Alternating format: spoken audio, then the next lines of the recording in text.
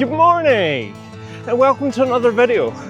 I'm Blardy Ride and today we're out on a Sunday morning jaunt up going towards Glentroe.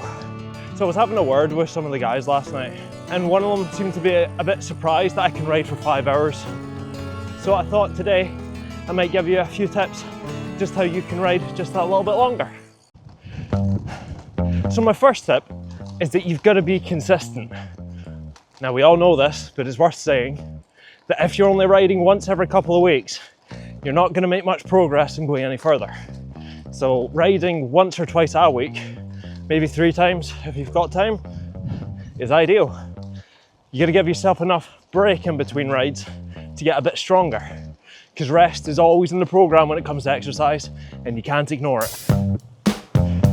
Tip number 2 is that if you're going out for more than an hour, you got to eat and you got to drink. Now I would say you need to drink anyway, even if it's under an hour, but eating becomes very important if it's going over. The reason for this is quite simple. You're going to be burning up the energy, and if you're not replenishing it, you're just going to run out and you're going to, well, for lack of better terms, hit the wall. That's the term they use in running. In cycling we use the term bonk, which sounds very dirty, but it just means you're running out of energy and you'll feel like utter hell. You'll feel like you're going to throw up. So you just want to avoid that, and it's just by eating every so often. Ride snacks don't have to be anything complicated like gels or chews. You can just use simple things like bananas and granola bars, which are my current favourites. Not only is it cheaper, it does the same job. The only time you really want to use that type of nutrition is if you're training for a race or during a race, because you have to train your gut to use it. So keep it simple and enjoy it. Tip number 3 is really quite simple. Don't set too high of a distance goal. Now I'm not saying for the year, like say you want to do a 100-mile or 100-kilometer ride, that's fine for a long term, but I'm meaning in the short term, if you can't ride 10 kilometers, don't try to ride 100. What will happen is you'll get part way through, you'll likely get injured, you get tired, you get fed up, and you'll end up just hating it. So if you can't do a 10, don't do 100. Not yet. You gotta build it up steadily over time. Again, be consistent. Tip number 4 is probably my favorite tip. So that's to ride somewhere that you actually like. If you're riding somewhere that you like, you'll likely enjoy it that bit more. So why not do it there? When you're trying to increase distance, you can get niggles and pains.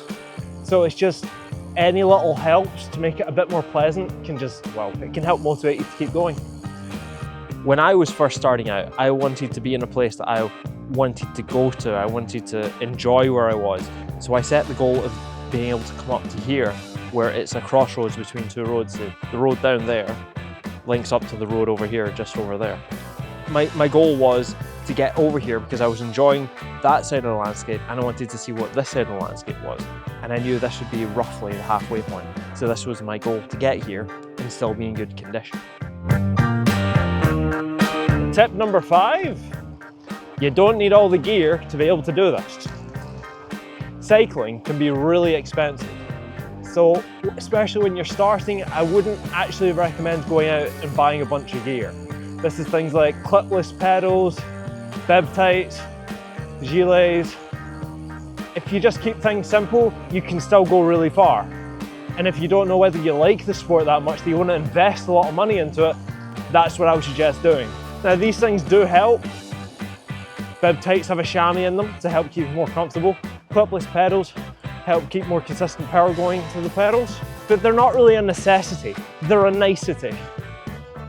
And so I would just recommend at start, just going out in whatever clothes you got. Shorts, t-shirt, leggings, you name it. You can go quite far. You don't need a cycle computer, you can use your phone. Or if you want to go real old school, use a map. That's what I did at the start. At the end of the day, you don't want to be the rider out there who has all the gear, but no idea. So I would just like to emphasize, there's nothing wrong with doing shorter routes or not going out for very long. Nothing wrong with it at all. It's just a different type of exercise.